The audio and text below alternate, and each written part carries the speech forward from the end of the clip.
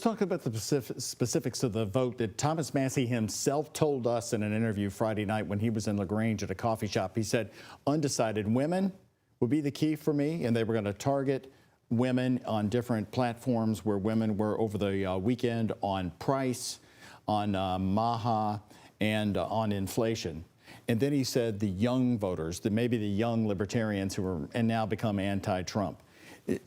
Do you think he got any of that, David, or are we just seeing a total collapse here? Maybe the younger voters didn't turn out. I think you're seeing the typical primary voter kind of showing up here, which would tend to be a little bit older, more seasoned, let's say.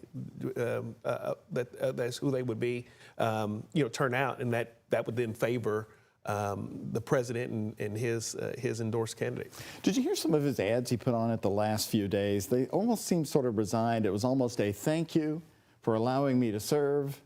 He has said before that he thought this race would be close, and if he was lose, he was going to go back to Manchester and stay on his compound there in eastern Kentucky.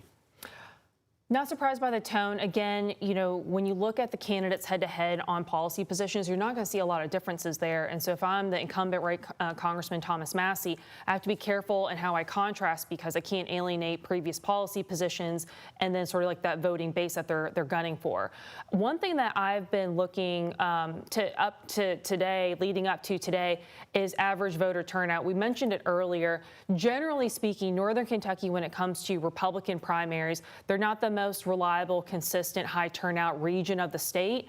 When I've been part of statewide campaigns, we have to run it up as hard as we can, but recognize the real pickup opportunity was east and west, just because the voter participation was a lot more predictable. If I'm Congressman Massie going into tonight, average to low-ish voter turnout is good for me. But the fact that we're seeing record turnout in this, midterm primary, I think is a strong indicator that Gallrein could perform very well tonight.